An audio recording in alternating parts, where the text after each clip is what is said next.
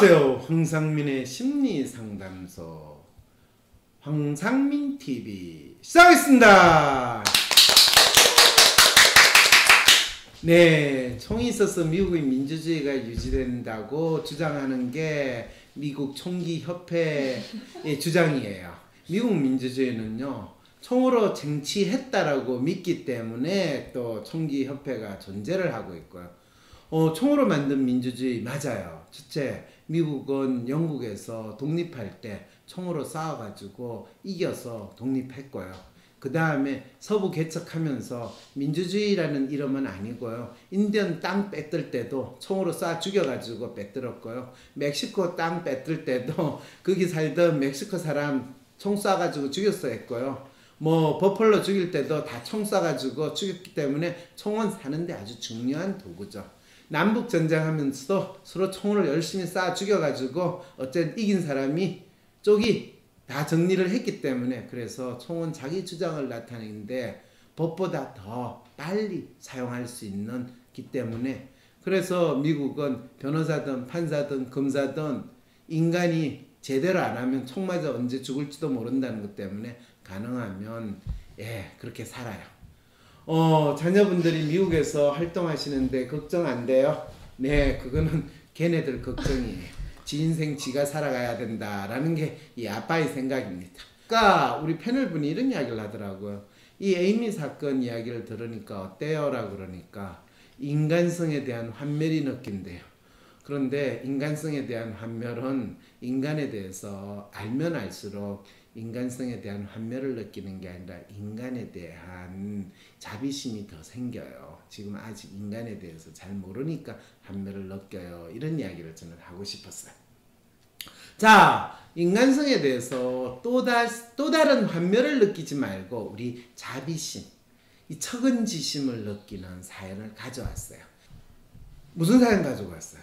황상민 박사님 안녕하세요. 최근 민주당 윤미향 의원과 위안부 이용수 할머니 뉴스가 이슈 블랙홀 코로나19를 뚫고 국민의 시선을 확실히 끌어모아 주시는데요.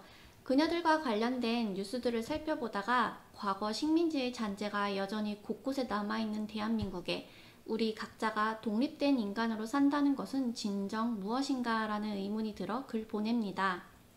이제는 남들이 부러워할 만한 더불어민주당 국회의원으로 신분이 바뀐 인권운동가 윤미향.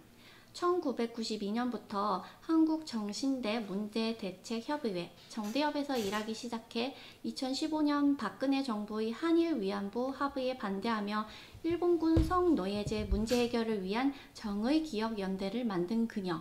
아이러니하게도 윤미향 의원의 민낯은 2020년 5월 7일 윤미향이 30년간 헌신해 왔다고 알려진 정의연에 속한 위안부 할머니 이용수 전 정대협 공동대표가 윤미향의 기부금 횡령 의혹을 제기하며 수요집회 불참을 선언하면서 전국적으로 알려지게 됩니다. 기사에서 이 할머니는 정대협에 수십 년 동안 이용만 당했다는 취지의 주장을 하며 참가 학생들이 낸 성금과 기금 등이 모이면 할머니들에게 써야 되는데 그런 적이 없다. 위안부 문제는 정대협 대표였던 윤미향 씨가 와서 해결해야 한다. 윤 씨는 국회의원 하면 안 된다. 이 문제를 해결해야 한다며 제주는 곰이 부리고 돈은 되놈이 버느냐고 꼬집었다고 합니다.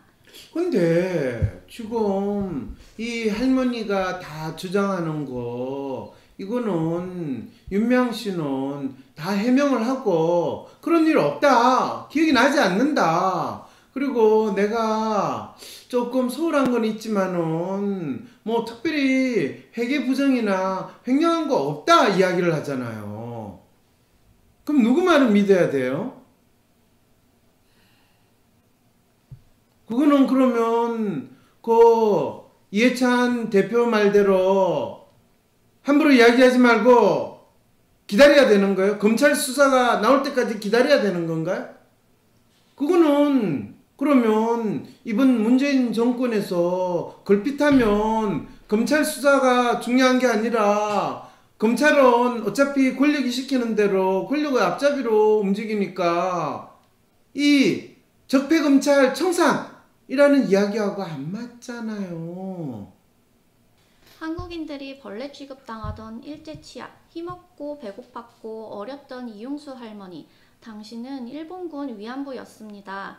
당신의 증언이 처음에는 돈 벌러 갔다가 해서 일본군에게 강제로 끌려갔다로 바뀌었던 어쨌든 간에 잔혹한 전쟁의 한가운데 당신의 꽃다운 청춘이 난도질 당했습니다.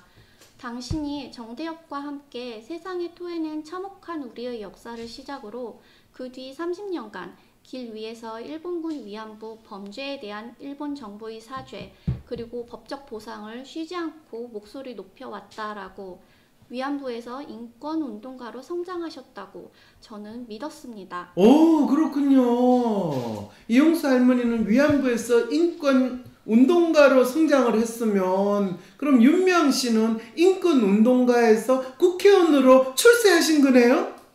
그런데 작금의 상황을 보고 있자니 당신은 지난 30년간 도대체 어떤 생각으로 그곳에 계셨던 것인지 묻지 않을 수가 없습니다. 어떻게 부끄러움을 모르고 재주는 곰이 부리고 돈은 되놈이 버느냐라는 말을 하실 수 있습니까? 수요 집회가 당신에게는 결국 돈벌이 수단이었다는 고백입니까?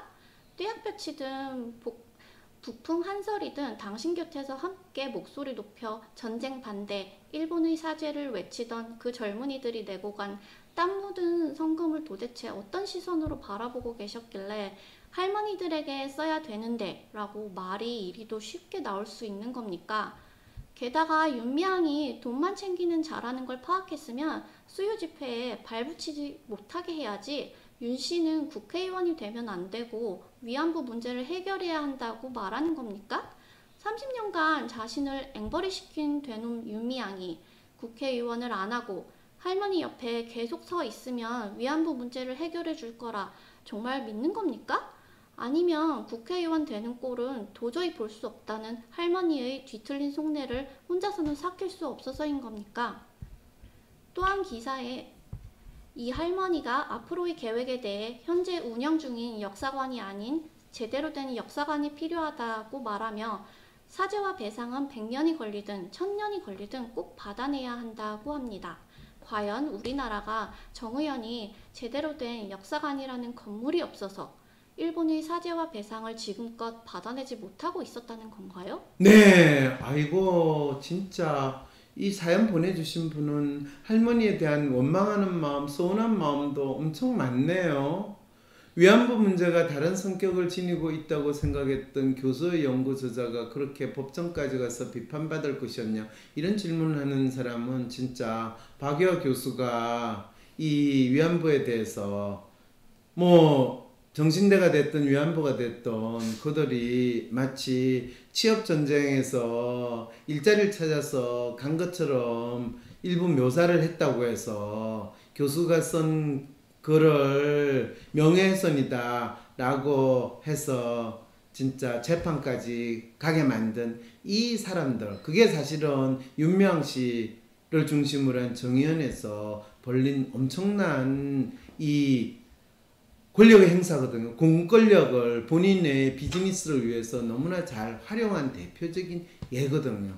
그런데 지금 정의연 단체 설립 목적과 사업, 범죄 인정, 진실 규명, 공식 사죄, 법적 배상, 책임자 처벌, 역사 교과서 기록, 추모비와 사료관 건립 등 7가지 요구 사항이 있는데 문제는 거기에 위안부 할머니 밥 사주기, 위안부 할머니 돌보기 그런 거는 없다는 거예요. 그런데 사람들이 이 수요 집회하고 위안부 할머니가 앵벌이 놓을 때는 이거 하면 이 할머니들이 좀 더 남은 인생 조금은 편하게 지내시는 거 아니냐라는 생각으로 이 돈통 돌아갈 때 모금하고 이 호주머니에서 진짜 용돈 받은 거 모아가지고 학생들이 돈을 준 거는 이런 활동하라고 한 게 아니라 할머니 조금 맛있는 거 사드세요 이렇게 줬는데 그거는 회계도 할 필요도 없고 그러니까 회계 부정이 있을 수가 없죠. 회계 대상이 아예 처음부터 아니니까. 뭐 정부에서 받은 돈, 어디 다른 단체에서 받은 돈을 회계가 누락됐다. 뭐 그거 얼마든지 그럴 수 있어요. 그렇지만은 할머니를 그리에 원숭이처럼 끌어내놓고 돈통 돌려가지고 거리에서 모금을 했다는 거, 그거는 진짜 인간으로서 할 짓이 아닌데 그걸 했다는 것 자체가. 그리고 재밌는 게 역사관 필요하다? 제대로 된 역사관 필요하다? 이미 마포에 전쟁과 여성 기념관 역사관 만들었어요. 근데 무슨 갑자기 역사관이 더 필요해? 소녀상 전국에 수십 개 수백 개 이미 만들어가지고 설치했고 해외까지도 했어요. 근데 뭐 윤미향 씨가 그 중에서 챙긴 것도 있겠죠. 아니, 노력하면 그 노력만큼 챙길 수도 있죠. 근데 그거 가지고 지금 이 할머니가 문제 제기하는 걸까요? 왜 제 귀에는 이용수 할머니 당신마저 윤미향의 탁월한 자상증식 전략을 착실히 따라가려는 것처럼 들리는 걸까요? 중앙일보와의 인터뷰에서 할머니는 윤미향과는 화해 안 한다, 화해는 할 수 없다, 정대협은 고쳐서 못 쓴다, 해체해야 한다 라고 말씀하십니다. 충분히 이해해요. 공감도 됩니다. 그런데 할머니, 윤미향과는 화해할 수 없다면서 가해자 일본에게는 화해와도 같은 진심 어린 사죄를 꼭 받아내겠다고 말씀하시는 건 뭔가요? 근데 이분은 그 90 넘은 할머니 말한 걸 가지고 너무 따지고 있다. 아니, 윤미향 해명이라고 한 거를 좀 따지는 게 더 낫지 않아요? 그 진짜 하나만한 소리를 해명이라고 하고, 그날 아마 최고로 중요한 기사로 온 언론이 다뤘는데 아무도 윤미향이 뻔뻔한 거짓말을 한다라는 거는 언급을 안 하는 거, 그건 뭐예요? 그리고 검찰 수사를 기다리자는 민주당, 그거는 이미 검찰은 우리 손아귀에 있으니까 이제 검찰이 하는 거 다 우리 통제 안에 있다 이야기예요. 조국 수사할 때는 검찰 수사 기다리자는 소리 민주당 안 하더니 그걸로 가지고 공수처 만드는 거 써먹고 지금 거의 180석에 가까운 거대 여당 만드는데 국민들 이제 됐으니까 이제 검찰은 뭐 윤석열이가 뭐라고 하든지 간에 관계없이 이제 우리가 마음대로 주물를 수 있다는 자신감이 생긴 건가요?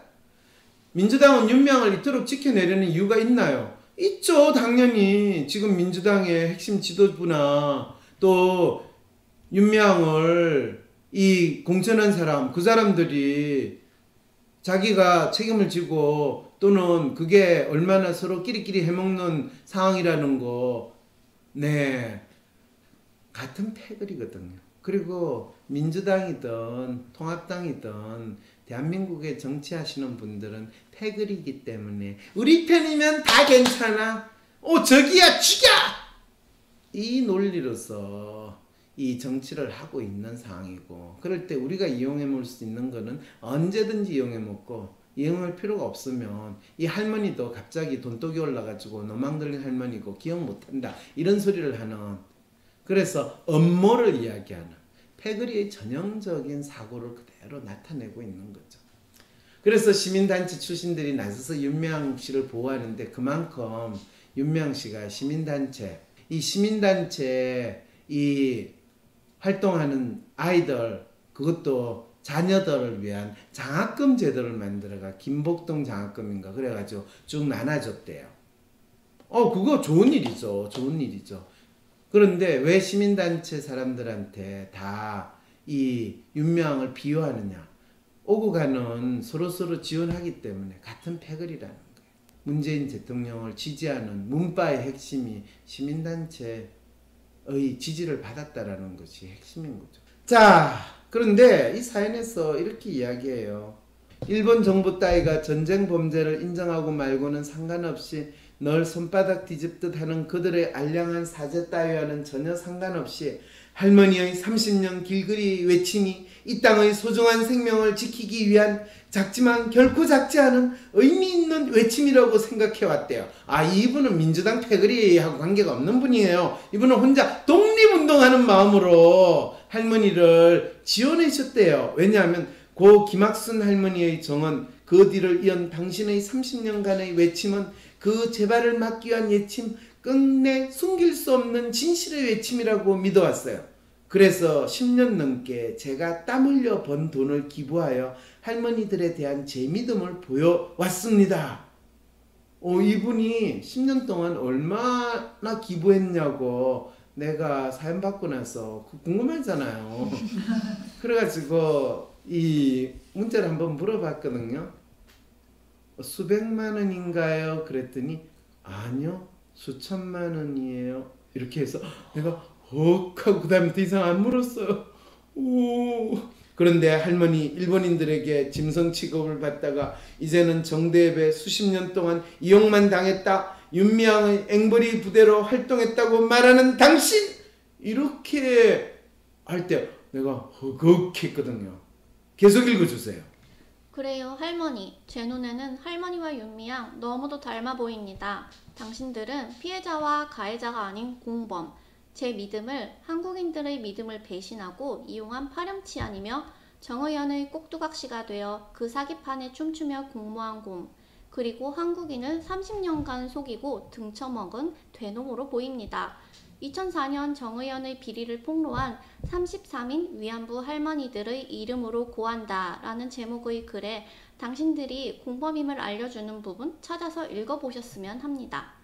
당신과 같은 시절을 살았던 이들 중에는 사탕수수밭 노예 생활을 하면서도 그 박한 임금을 아껴 독립 자금을 대던 나의 윗세대 조선인들과 모금된 피 같은 돈을 챙겨 독립군들에게 전달하기는커녕 젊은 미국 여자들을 끼고 호텔을 순회하며 자동차 여행을 즐기시다 해방 후 금의 환영에 대통령까지 되신 국부 이승만이 있었습니다. 그런데요, 할머니, 숨쉬기도 힘들 것 같은 땡볕에서 영하 20도의 혹한에도 소녀상 옆을 지키겠다며 수일을 수개월을 고생하던 답답할 정도로 순수한 우리 젊은이들과 사탕수수밭 조선인 노예들, 일본에게 착취당한 위안부 피해 할머니들을 내세워 뒤로는 자기 뱃속을 든든히 채워오시다 이제는 민주당 뒷배를 끼고 국회의원까지 되신 윤미향과 이승만, 이들이 왜 이래도 겹쳐 보이는 걸까요? 가슴속에서 울컥 울컥 분노인지 눈물인지 쓴물인지 모를 것이 끊임없이 치밀어 오릅니다. 할머니, 정말이지 기분 더럽습니다. 윤미향, 그녀는 결코 이런 제 기분, 제 생각을 알 리 없겠죠. 정의연은 사실 윤미향이 아니라 고 김학순 할머니의 증언에 응답한 위안부 피해 알리기 운동의 데모 김문숙 씨로부터 시작되었습니다. 그녀는 지난해 8월 한 일본 주간지와의 인터뷰에서 윤미향은 정대협 초기 심부름 꿈에 불과했다며 대표가 된 뒤부터 정대협은 돈벌이에 열중하게 됐다. 오로지 돈이다. 수요 집회에서 모금을 하고 전 세계에서 기부금을 모으고 있다고 가슴 아프게 말하고 있었습니다. 쓸모도 없는, 전혀 활용도 안 하는 쉼터를 만드는데 또 대기업에서 그렇게 뭐 5억 10억씩 주는 거를 그렇게 사용하면서도 그거를 전혀 제대로 사용하지 못한 거에 대해서, 안 한 거에 대해서 조금도 자기의 잘못을 인정하지 않고, 자기는 심지어 9억 달라는 거 깎아가지고 7억 5천에 샀고, 그거를 내가 우리 운동가들 MT 할 때 잘 사용하다가 우리 아버지 거기 관리자로 내가 참 너무너무 죄송하게도 관리자로 해가지고 월급까지 받게 지내다가 내가 그거를 4억 5천에 급하게 팔았는데 뭐 잘못했던 게 있다고 날 보고 그러십니까? 그거는 회계장부 뒤져보세요. 그래도 저는 국회의원 끝까지 할 겁니다!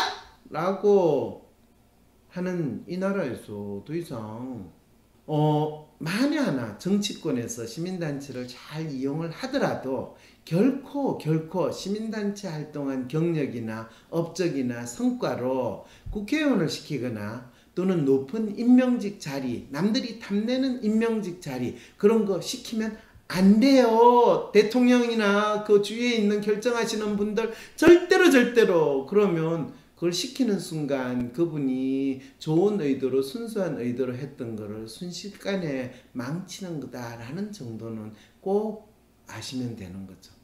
사연 보낸 사람은 누구인데 그렇게 전후 사정을 잘 아시는 거죠. 네, 엄청난 조사를 해가지고 저한테는 거의 논문처럼 보내온 내용을 이렇게 제가 짧게 줄이는데도 힘들었어요. 온갖 레퍼런스, 기사 다 붙여가지고 연구를 하셨더라고요. 본인들이 단순한 민족주의적 감정을 투영해서 식민지 시절 전후를 상상하고 위안부 문제는 이런 것이다 생각하고 무슨 소린지. 김문숙 씨는 국민일보와의 인터뷰에서 위안부 할머니들도 마치 나는 영웅이다라는 식으로 행동하고 있다며 옷을 잘 차려입고 카메라 앞에서 퍼포먼스를 한다. 위안부 할머니를 이렇게 만들어버린 것도 윤미향과 정대협이라고요. 그러면서 나는 그런 태도를 견딜 수가 없어서 그와 연을 끊어버렸다고 말하며 윤대협의 활동 방식을 비판했습니다. 김문숙 씨가 곰과 대놈의 정체를 알아챘다는 것이겠죠. 그런데 윤미향 씨의 냄새나는 의혹들을 다룬 수십 편의 기사들을 읽다 보니 당신은 악질적인 대놈보다는 약삭빠르고 탐욕스러운 쥐새끼에 가깝다는 생각이 들었습니다. 사실 당신에게는 별로 궁금함도 없습니다. 어차피 거짓말, 그 말에 반응하고 싶지 않습니다. 계속 거짓말을 거짓말로 막는 노력을 끊임없이 지속하면서 그렇게 사실 걸로 보여요. 박사님, 이용수 할머니와 윤미향, 그들을 보고 있자니 자꾸만 화가 났다가 서글퍼졌다가 합니다.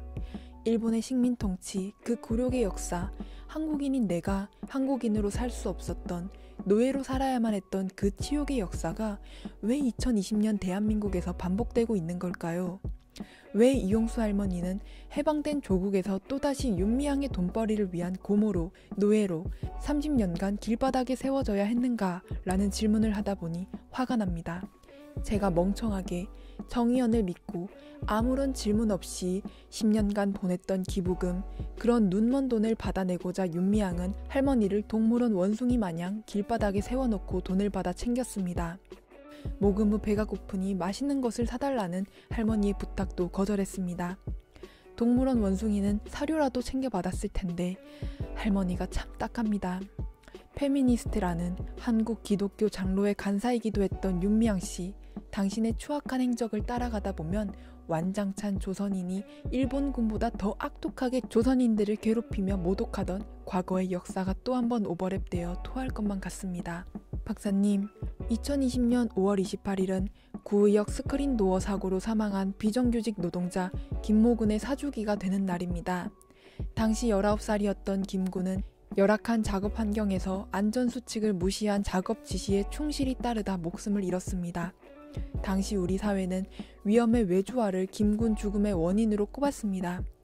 그리고 김군의 2주기와 3주기에는 참사 현상에 너의 잘못이 아니야 라는 플랜카드가 걸립니다. 김군의 죽음을 아파하는 빼곡한 포스트잇 메모와 함께 말입니다. 박사님, 그런데 저는 김군이 살아있다면 이 현장에서 네가 죽게 된다면 그건 너의 잘못, 너의 책임도 있는 거야. 솔직히 나는 너의 책임이 가장 크다고 생각해 라는 아픈 말을 꼭 전해야 한다고 생각합니다. 오해받을 가능성이 크지만 그래도 또 다른 김군들이 그토록 허망하게 몇 푼의 돈 때문에 죽게 하고 싶지 않다는 간절한 생각으로 네 목숨을 지키지 못한 건 네 책임이 가장 커 라고 말할 겁니다. 제가 속한 세상은 그다지 정의롭지도 따뜻하지도 않았습니다. 끊어내고 끊어내도 제2, 제3의 윤미향을 계속 만나게 됩니다. 나도 모르는 새 이용수 할머니가 되기도 했습니다. 모든 걸 해결해 줄 것 같은 문재인 대통령 같은 사람을 믿고 기다려보기도 했지만 그는 나를 어떻게 도와야 할지 생각이 없었고 결국 나에게 별 도움이 되지 않았습니다. 내가 지키지 못했던 나의 인권은 아무런 가치가 없었습니다. 그러나 나는 쓰러진 내 앞에 너의 잘못이 아니야 라는 포스트잇이 붙는 것을 원치 않습니다. 나는 나의 삶과 관련해 발생한 일들은 내 책임이라고 생각합니다. 그리고 내가 최선을 다해 나를 지키고자 몸부림칠 때는 내 손을 잡아주는 이들이 생긴다는 걸 경험으로 알고 있습니다. 내가 날 인정하고 스스로 도울 때 나는 나에게서 가장 큰 도움을 받을 수 있었습니다. 그리고 이제는 그런 경험들이 쌓여 누군가 나의 도움을 필요로 할 때 내 손 내밀어 줄 수 있게 되었습니다. 그 말을 많은 김군들에게 꼭 들려주고 싶습니다. 귀하고 귀한 너 우리를 위해 목소리를 내야 한다고. 듣지 않으면 들을 때까지 포기하지 말고 소리치고 외치고 싸울 가치가 있는 일이라면 끝까지 물러서지 말고 싸우라고 말하고 싶습니다. 세상에 오로지 하나뿐인 내가 내 목소리를 당당하고 책임있게 내는 것, 그것이 자유이고 내가 남들처럼 남들과 함께 나의 목소리로 외치는 것, 그것이 평등이라고요. 그렇게 내 이웃들과 소통하며 의미 있는 가치를 함께 만들어가는 것이 이 땅의 정의이고 각자가 자신의 생각으로 논쟁하고 토론하며 서로 합의에 다다른 우리의 가치에 따라 사는 것, 그것이 2020년 독립된 대한민국 사람으로 써내려가는 새 역사라고 말하고 싶습니다. 박사님께 질문한다며 끊임없이 떠들어대다 보니 저 혼자 결론을 내리고 말았네요. 그러나 이건 제 생각일 뿐 저는 박사님의 생각이 궁금합니다. 과거 식민지의 잔재가 곳곳에 뿌리 깊게 박혀있는 2020년 대한민국에서 박사님은 우리 각자가 독립된 인간으로 산다는 것은 무엇이라고 생각하시나요? 지혜의 문화 응답하라. 네, 이분 대단하세요. 네, 그래 대단한 분으로부터 오신 10년 기부자부터 온 그것도 대단하죠. 편지를 충분히 다 소화하지 못하고 끝내는 황심소 진짜 물러 터졌네요. 내 삶의 다양한 어려움과 도전에 직면한 여러분, 그 문제가 무엇인지, 내가 어떤 사람이고 무엇을 원하는지도 정확히 파악하지 않고 책이나 강연을 보며 누구에게나 맞지만 아무에게도 맞지 않는 답을 찾고 있나요? 책이나 강연에서 남에게 맞는 답을 찾는 것은 이제 그만. 지금부터 나에게 맞는 해법을 찾아보세요. 하버드 심리학 박사님이 만든 한국인 맞춤 성격 검사 WBI, 리얼리스트, 로맨티스트, 휴머니스트, 아이디얼리스트, 에이전트 5가지 유형 중 자신의 기본 성향을 파악하고 릴레이션, 트러스트, 매뉴얼, 셀프, 컬처 5가지 항목 중 자신이 무엇을 중요시 여기며 살아가는지 알아가며 여러 성격 유형의 사람들을 실제로 만나 함께 각자의 고민과 욕망에 대해 학습하며 나의 성격에 맞게 문제를 해결하고 성공하는 방식을 배우실 수 있습니다. 바로 6월 13일 열리는 WPI 초급과정 워크숍에서 말이죠. 온라인으로도 참여 가능합니다. 관련 문의는 사람에 대한 지혜를 나누는 위즈덤 센터. 위즈덤 센터가 삶을 고민하는 많은 분들에게 사회적 기업 활동으로 무료 상담을 받을 수 있는 프로그램을 만들었습니다. 상담 비용이 부담스러우신 분, 자신의 고민이나 아픔의 정체가 무엇인지 알지 못해 상담을 주저하셨던 분을 위해 상담 기회를 제공합니다. 상담을 통해 자신의 마음을 확인하고 자신의 문제에 대한 통찰을 경험할 수 있을 것입니다. 세상 사람들과 내가 다르다고 느낄 때, 나만의 특성, 나만의 마음을 알고 싶을 때, 이해받지 못하는 나를 내가 이해할 수 있는 방법, WPI 검사. WPI 검사를 통해 자신을 알고 자신감 있게 하루하루를 살아가세요. 검사는 황상민의 심리연구소 사이트에서 하실 수 있습니다. 황상민 박사님과 1:1 비공개 상담을 할 수 있다고요? 비슷한 WPI 프로파일, 상담 사연을 봐도 알 수 없었던 자신의 본질적인 문제를 파악하고 생각지도 못했던 실용적인 해결 방법을 얻으실 수 있습니다. 자기 삶의 통찰을 얻으시고 반복되는 문제에서 벗어나 원하시는 삶을 살아가세요. 관련 문의는 위즈덤 센터로 연락 바랍니다.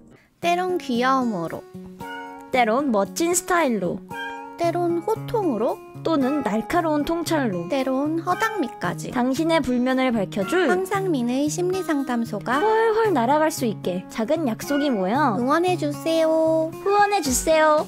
당신의 후원으로 쑥쑥 크는 황심소. 해피 나눔을 통해 후원 가능합니다.